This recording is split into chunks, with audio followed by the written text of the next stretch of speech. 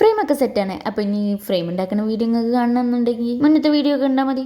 അത് നമ്മളവിടെ താഴ്ത്തു കൊടുക്കാം. അപ്പം നമ്മുടെ വിഷയം അതല്ല, അതിൻ്റെ ഉള്ളിൽ എന്തുണ്ടാക്കും എന്നാണ്. എന്തെങ്കിലുമൊക്കെ ഒന്ന് ആക്കണ്ടേ, അല്ലെങ്കിൽ ഇപ്പം അതൊരു ഫ്രെയിം പറഞ്ഞ് വെച്ചിട്ട് വല്ല കാര്യമുണ്ടോ? ഏതൊരു പരിപാടിയാണെങ്കിലും അത് ഫുള്ളാക്കണം, എന്നാലേ അതിലൊരു മൊഞ്ചുണ്ടാവും. അപ്പം മൊഞ്ചുള്ള എന്തെങ്കിലും ആക്കാൻ വേണ്ടിയിട്ട് നമുക്ക് സിമ്പിളായിട്ടുള്ള എന്തെങ്കിലുമൊക്കെ ഉണ്ടാക്കിയല്ല. സിമ്പിൾ എന്നൊക്കെ പറയുമ്പോൾ ഇത്രക്കുള്ളൂ എന്നൊക്കെ നിങ്ങൾ വിചാരിക്കണം കേട്ടാ. ഇനിയിപ്പോൾ നിങ്ങൾ വിചാരിച്ചില്ലെങ്കിൽ കുഴപ്പമില്ല, ഇത് സിമ്പിൾ തന്നെയാണ്. പെൻസിൽ കൊണ്ട് അറഞ്ചും പുറഞ്ചും വരച്ചിട്ട് നിങ്ങൾക്ക് ഇത് എന്താ മനസ്സിലായില്ലല്ലോ. ഇതിങ്ങനെ ഒന്നും മനസ്സിലാവില്ല, ഇത് ഫുള്ളാക്കിയാൽ തന്നെ മനസ്സിലാവുള്ളൂ ഇത് എന്താണെന്നൊക്കെ തന്നെ. നമ്മൾ ഇന്ന് കളറിങ് വ്യത്യസ്തമാക്കിയിരിക്കണം, ഫുള്ളായിട്ടും പേസ്റ്റൽ കളറാണ്. ഇത് എങ്ങനെയൊക്കെ ഈ കളറൊക്കെ കിട്ടിയെന്ന് ചോദിച്ചാൽ അതിലിവിടെ പ്രസക്തി ഇല്ല. ഇനിയിപ്പോൾ പ്രസക്തിയുള്ള എന്തെങ്കിലും ഉണ്ടോ എന്ന് ചോദിച്ചാൽ അതിലൂടെ പ്രസക്തി ഇല്ല. അല്ലാതെ എനിക്ക് പറയാൻ അറിയാനിട്ടല്ലാട്ടാ.